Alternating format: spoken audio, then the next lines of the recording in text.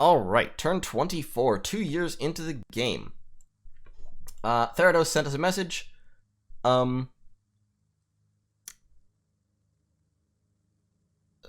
like the inventiveness that's going on here. Basically he's just talking about news, in the area. So we're both fighting Fomoria, and then all the men who still have legs. Yep, got it. The sack must be sheared. He's making a joke about the very dick shape of the leg. So yeah, we're fighting Fomoria. We know that. We cast Voice of Tiamat twice, and we found 3 magic sites. This is why Voice of Tiamat is really cool. So in this province, under home, we found the Floating Rock, which produces an air gem. Yay, air income. And in Endless Ocean, we found a Deep Crevasse for earth income and a Ridge of Volcanic Glass for more earth income. So our earth income is now up to 4. We have some air income, and then fire and water and astral and death all doing pretty well. I could use more nature income. I should send a nature guy around to site search. But right now we're all just regular researching. In other news, we did retake the Hungry Sea. Nobody tried to stop us. We just rolled in with our big ol' army here and wiped the place out. Rus attacked Ulm actually and just fucking bounced off a huge army. Ulm's got this is a very large force. He's got a whole bunch of Atavi he's recruited out of his forests. He's got a whole bunch of axe warriors, some archers, a lot of long dead, 120 long dead. Pretty substantial investment there. And yeah, they just kind of went rolling on in. He has not curated his long dead, so they are mixed. The 8-prot version and the 16-prot version, which is fine. If he's just using them as hard-hitting chaff, that's all they need to be. Well, we got some troops coming in. He's dropping Legions of Steel, Protection from Fire, Temper, Flesh. Okay, just dropping basic buffs. In terms of magic support, this Antlered Shaman has a whole bunch of Earth Gems.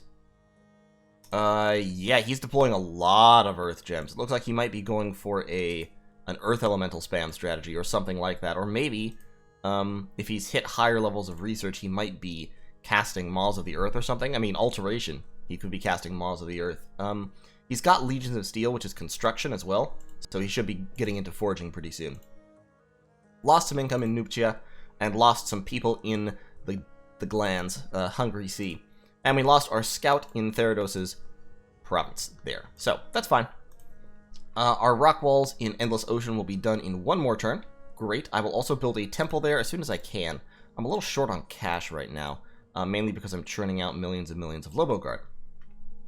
So I'm going to go 1 more turn, pumping out a ton of Lobo Guard, and then I'm going to give those Lobo Guard to all my mages, and the mages are going to move out. I haven't decided on my target quite yet. I could attack Fomoria itself. That would certainly be an option. I could try to attack Sinextro. I've been thinking about it, and I'm like, you know what? Taking Sinextro is actually going to bring me directly into conflict with Agartha. At the very least, it will hurt relations. I'm not sure that that's wise entirely. So, here's my thought process. That is a throne, obviously, that he's going to get. If I do that, if I go in and take this, which I probably can't, because he's going to take 1, 2 to storm, turn a nog, 3, 4. It'll be 4 turns before he reaches there. If I go 1, 2, 3, I'll actually hit it 1 turn before he does. But that's kind of a dick move, right? I mean, like, Agartha will obviously see me doing that and be pissed off by it. And I'm not sure I necessarily want to get into that fight, especially because we've been kind of friendly up until now. And I won't have the siege strength to break it in 1 turn, I don't believe. How many of these guys am I recruiting even? 1, 2, 3, 4, 5, 6, 7, 8, 9, 10. What is this, about 50? Something like that. Well, actually, you know what? I might have the siege strength to crack it in 1 turn, if there's not much there. Because I can pull some of these guys in. Send my, my slave mages from up here.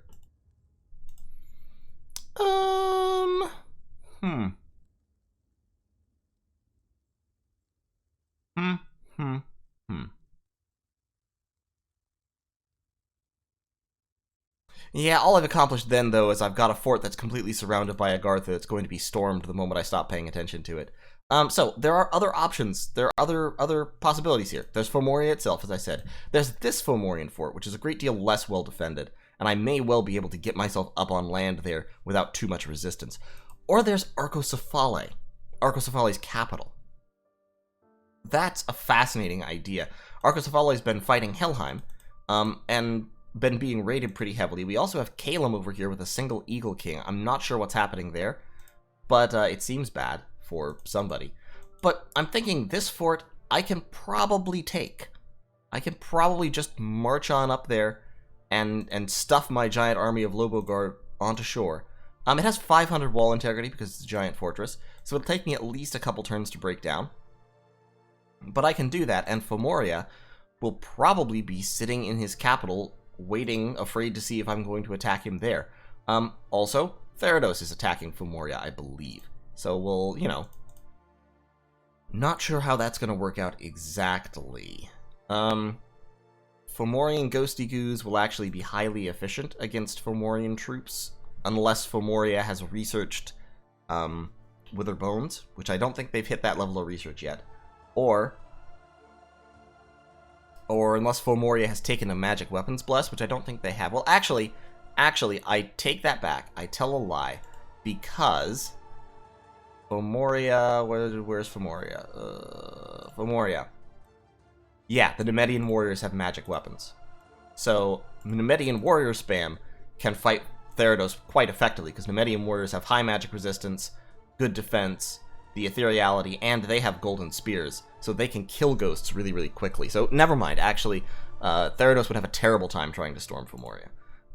Assuming that he's been recruiting a bunch of Fomorian warriors, which he probably should have been doing this whole time. It looks like he's starting to recruit Furbolg warriors, which, maybe not so much. However, what I'm going to do here is, I don't necessarily need all this stuff right up here right now. If Fomoria wants to fight me over these provinces, he can skirmish. I can always push him back out of the water without much problem. So, I'm site searching this province right now. I've got my army all set up. If he attacks me, I'll just summon a ton of water elementals at him and crush whatever his army is. You, sir, you can just be there. This group is sitting still while Turkul searches, getting a few more mages to support, and then they'll come down this way. I think I'll probably close on Fomoria, but I mean, this is a possibility and an interesting one. But if I hit Fomoria, I don't know. I feel like with enough water elementals I could take Fomoria.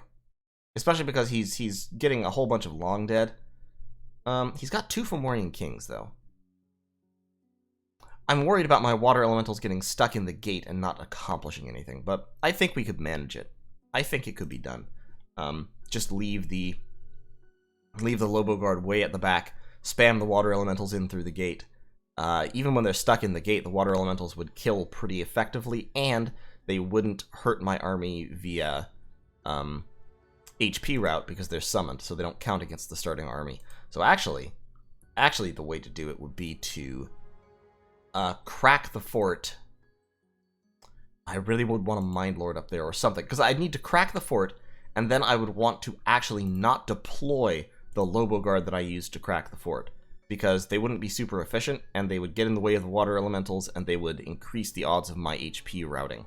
So I would want to hang back with them. Unfortunately, hanging back with them would mean hanging back with mages, because you need mages to lead them, and I would definitely want to bring all my mages. So probably what I would end up doing, putting as many as possible on bodyguard on my mages so that they wouldn't charge forward, and then putting the rest like all the way in the back on hold and attack orders, which would give me a couple of turns to spit out water elementals and cram them into the breach. Because Lobo Guard are, well, that Lobo Guard is very, very slow, but Lobo Guard are quite slow.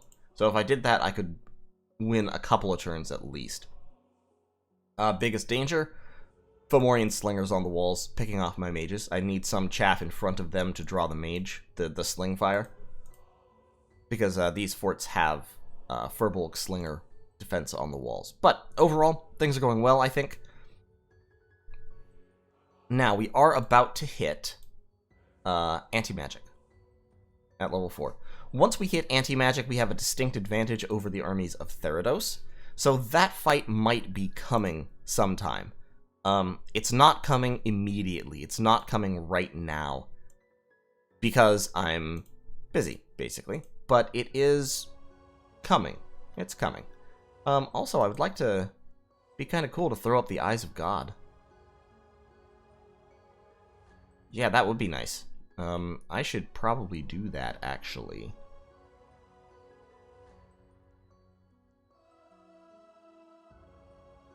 Pardon, just musing to myself a little bit. But yeah, I should get my Mind Lord over here to the Water Solstice and put up the Eyes of God.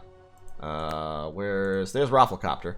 I need to hit construction level 4 first, though. Okay, so enchantment, construction, then enchantment level 5. Thaumaturgy level 3 is also important. Thaumaturgy level 5 would be useful. That would be useful indeed, because I have a lot of pearls right now. Many, many pearls. Okay, so that's the turn, I think.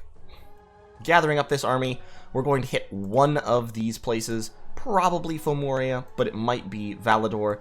Or if this army is slowed down for some reason, then I might go for Sinextro. I'll make the decision next turn, because next turn is when this army is going to move out. But in any case, thanks for watching. See you in turn 25.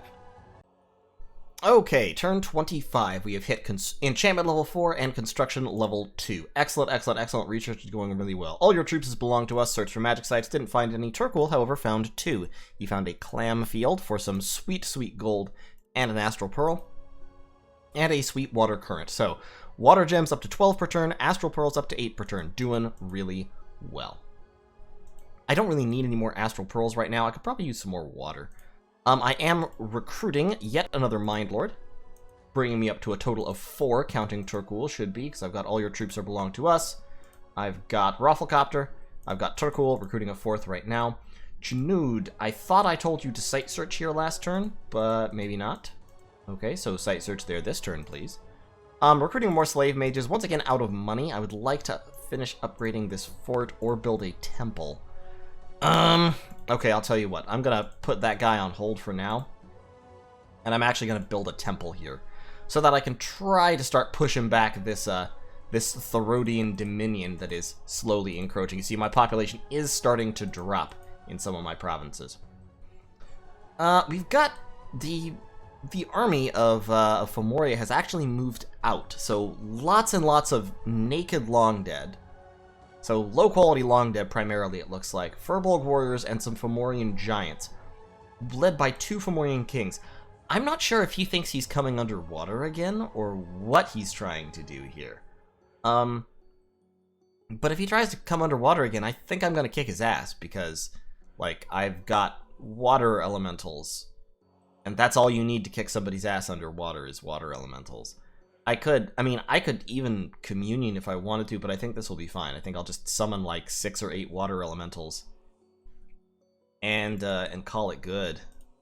I don't know why this thing thinks I'll only be able to summon 2 water elementals. I guess they're spending 2 gems each. That's fair. Okay. So yeah, I'll summon 8 water elementals, and I think my 8 water elementals plus my various troops will just beat the hell out of them. I've got Mind Blasters in the back, which the skeleton will ignore the skeletons, so the skeletons will hit my troops. My troops will outfight skeletons one-on-one, underwater especially, and particularly the Triton Knights, but the water elementals, of course, will just plow through skeletons like no problem. And then the Fomorian giants likewise. So yeah, honestly, I think I'm actually just going to sit here and patrol. In fact, I might make somebody my prophet. I might make Yad Tadag here my prophet. Yeah, become the prophet. So yeah, we're just gonna do that, and if they come and attack me, we'll beat them up, and then we'll move in on Fomoria. I've got pretty significant troopage down here, about 200 siege strength all told. That army is going to move up this way, and this army is actually going to double back, because I think I can get together just about 250 siege strength to punch in the door of Sinextro. I might not be able to get it in quite one turn. Agartha, of course, is besieging Tir Na, and they are going to take it, I'm pretty certain. That said, it looks like he's split off his Magma Children. His Magma Children are over here now, along with a bunch of ogres, which is funny. Tir Na is actually re-besieging Dendra Nigra, so they're not out of it yet. They're still fighting back a little bit, but like I said, I think they're about to lose their capital. I'm gonna try and get up here and see if I can steal Sinextro out from underneath everybody's nose and take whatever throne that is. So, come to think of it, that actually means I should make somebody a prophet down over here to claim that throne. So don't become the prophet, just patrol. We'll hold on to the prophet. keep that under our hats for the moment. Agartha has expanded pretty well up north as well, so I think they've got pretty much all the territory between the rivers except for that province, and they're up here as well. I'm trying to think of where this army could be going that isn't underwater to fight me. Like, maybe over here to fight Niefelheim? Maybe there's been some agreement made that way? I don't know. Vanheim, incidentally, has gone AI. So Vanheim is out. A little bit unfortunate. The elf meta, the Cat of Slime, just couldn't quite hack it out for them. I think there were some real unfortunate battles early on, because Vanheim, I believe, has been fighting wars with, like, Pangaea and possibly Ulm for quite a long time. Speaking of Ulm, of course, Ulm is probably a decent target for me in a little while, but right now I'm just churning out mages, getting my research, moving some guys around, getting ready for a war. And we'll see how things go. Overall, happy with how things are going at the moment, and I'm definitely hoping to snag one of these forts and Fomoria to secure my beachhead. And strategically speaking, actually, if I could take both of these, that might be ideal, because I could take both of these, grab a little bit of territory around them to kind of secure my flanks, and then proceed from there. And that would also provide a linkage between the two halves of my empire, as it were, so that I can traverse the lake by going north and then up into the south part, or vice versa, as opposed to if I'm up here, having to go... Well, actually, I guess that doesn't really save me any time, does it? 1, 2, 3, 4, 5... 1, 2, 3. Yeah, it doesn't save me any time. Never mind. It would be aesthetically pleasing, though, so I think I'll probably end up going for that. So in any case, thanks for watching. This one's been a little bit shorter than some of the others. Is there anything else I need to talk about this turn? I don't really think so. We already know the plan for construction. As soon as I hit construction 4, I can start summoning Kidnids, which will help me get on land tremendously. Gonna grab enchantment level 5, which will give me the Eyes of God, and then go cast it in my enchantment bonus site. And then at high levels, high levels enchantment, of course, we have Arcane Nexus. I already talked about that. Beyond that, it's too bad there aren't more globals that I want in enchantment. There's Stellar Focus, so I'll definitely grab Stellar Focus and overcast it pretty hard. There are the Earth globals, but I can't cast them. There's Hidden in Snow, but that has to be cast in a mountain. So what I have to do to cast Hidden in Snow is I have to get an Abodai wearing an Amulet of the Fish and a water bracelet, which I can do. Just put the bracelet on one of the tentacles, it'll be fine. That'll make him Water 3, Death 1, and I believe that's all you need to cast Hidden in Snow.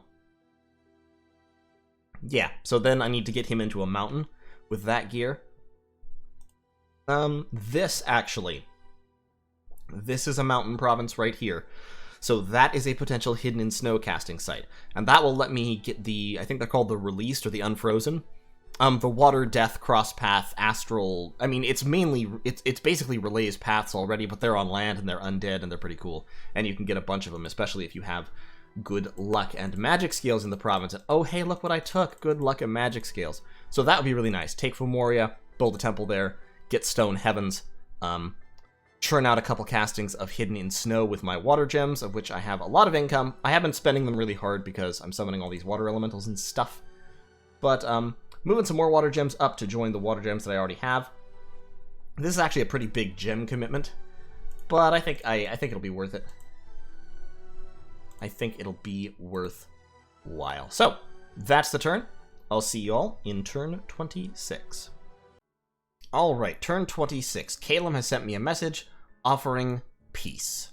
Which is fine by me, generally speaking. I'm not bothered much about Caelum. Caelum is on land on the opposite side of me from Therodos, so we'll kind of have to see what happens. But for right now, I am attacking TNN's throne. They lost their capital this turn. It's gone. Agartha has claimed that he didn't lose a single unit, which I don't see any real reason to disbelieve. He wiped out the vast majority of their strength last turn. This army is actually weak enough that I could pretty easily hit it with water elemental spam and wipe it out, but I have a non-aggression pact with Agartha, so I can't do that. I may end up ending that non-aggression pact and fighting him, just because I strongly suspect that at the moment he actually doesn't have a good answer to water elemental spam. But at the same time, I'm like, I really would like to take out Fomoria. And what's funny is that Fomoria has actually sent their army away. So this is most of their forces, I think, plus 2 Fomorian kings. I don't know how many elves they've been recruiting in here. They may have been spamming out a whole bunch of Nemedian warriors. And they've recruited another Fomorian king. And down here they have a whole bunch of Furbolg warriors and horticulturists. So this is a Hoburg province. That would be great for me to take, actually. So right now I'm going to smash these forces into Sinextro. They won't quite break it in 1 turn, but they'll break it in 2 turns. Meanwhile, I have another 50 siege strength worth of slave troopers moving up with Tokt. And then I have these troops up here. And these troops, what I can do is basically to demonstrate. So those are all of my non-amphibious troops. Here I have 60 amphibious units. So that's over 60 siege strength. Probably more like 70. Between the two of those 2 armies, I could break Fomoria itself within 2 turns. So, and Turkul can actually come up on land, although, to be frank, I don't want him to. Turkul, I want to stay underwater, where he is nice and safe. Turkul is actually going to fall back to Boat Eater, leaving his water gems behind. So we're going to give water gems to you, and we're going to give water gems to you. And then you, actually, are also going to give water gems to both of you, because you are aquatic. So you and Turkul, you're actually going to travel up towards Endless Ocean, where I have the Water Solstice. And Turkul can cast astral spells there. I don't have... I need Astral 5 for the Eyes of God. So I do need... I'm sorry, Enchantment 5. So yeah, that's researching. Construction...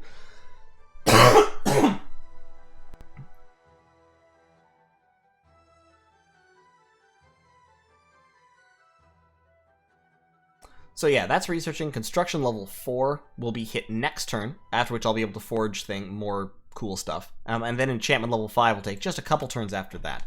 I've entered into an agreement with Agartha. He is trading me a Dwarven Hammer, and in exchange I'm going to use that Dwarven Hammer to forge him 3 Shrouds of the Battle Saint and trade them back. That's the equivalent of me trading 9 Astral Pearls for 15 Earth Gems, and then the Hammer will give me discounts on every item I forge after that, including the critical amulets of the fish. And since Turkul has hand slots, he can actually wield that Dwarven Hammer in order to forge amulets of the fish, which most other Relayan ways to do that can't. So that is fan-frickin-tastic. Just really great. I love it. Yes, it's giving Agartha shrouds that they otherwise would not have, and it would allow him to slap his huge bless onto super combatant chassis. But to be honest, Agartha's super combatant chassis aren't exactly top tier. Like it's the oracles, is the only thing I can think of him doing with them. It could be an Ancient Lord, but Ancient Lords are already sacred. Actually, all these guys are already sacred and priests. They don't need shrouds. I'm puzzled as to what he's going to put the shroud on. I'm a little confused. Maybe I don't entirely know. He has some kind of plan for them. He's going to summon things or something, but in any case, he's swapping for shrouds, so that's fine. I don't have enough money to recruit more troops right now because I'm recruiting another Mind Lord. I feel like having another Mind Lord is valuable, so we're going to do that. And then next turn, we will spend some money churning out troops. I am building a fortress. I would like to build a temple here as well. That will put me up to 5 temples. Excuse me, got a frog in my throat. So actually, next turn I'll probably build a temple here in Endless Ocean. And then we'll kind of see where we are after that. But for right now, the plan is grab this, and then probably go attack Fomoria. I don't know what all... I don't really have many summons that I can take, except for Claymen. So we are going to start summoning Claymen en masse, I think, because Claymen are decent chaff, they regenerate, and they're amphibious. Actually, no. Why would I do that? Why would I do that? I have carries. I need construction 4 before I can get carries. So yeah, just hold off on the Claymen. Just research. Once we can summon carries, we will dump a bunch of water gems into them and take them above ground. I am casting Voice of Tiamat at the Great Blue, which is down here, in an effort to find some more air sites, because my air income is still minuscule, and I would like to have a little bit more. If I could get up to 2 or 3 air gems per turn, that'd be fantastic. And I've been having good results out of Voice of Tiamat so far, to be honest. I've only cast it a couple times, but it's working out for me. That also means that Holber does not really need to be going around manually site searching anymore. So I am going to retreat him to a fortress as well. Oh, I already have a temple in Endless Ocean. What am I saying? My brain, it must be gone. We're going to move Holber up there. He can build a lab there in the next couple of turns. I need to patrol out whatever this is, this event, this tentacled monster thing, which is a story event. I just haven't had the troops to do it. I'll tell you what. I'll take all these guys and give them to Shamem here. Shamem can move down there and help patrol a little bit.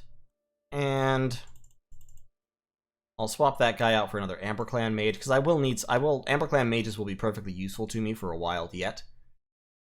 And I will take that 80 gold, and I will spend it on more Lobo Guard.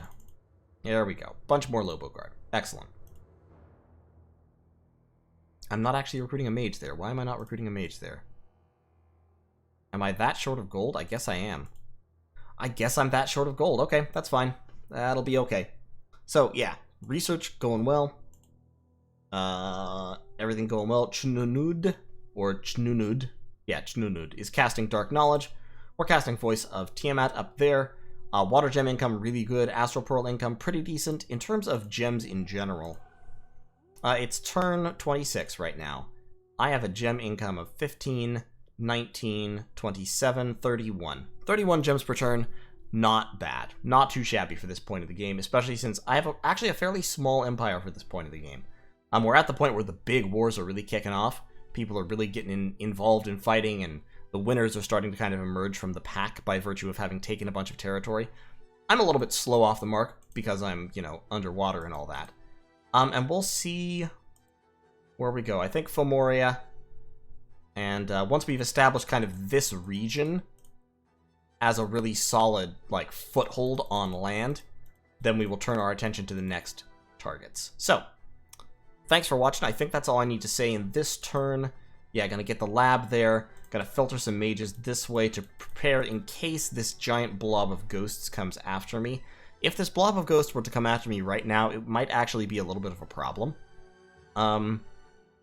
Just because I'm right now prepped for the invasion of the surface world, as opposed to fighting ghosts. I do need to fight ghosts at some point here. There's no real way around that. So, we'll see. We'll see what we can do. And like I've said before, spamming water elementals at them sufficiently will defeat them.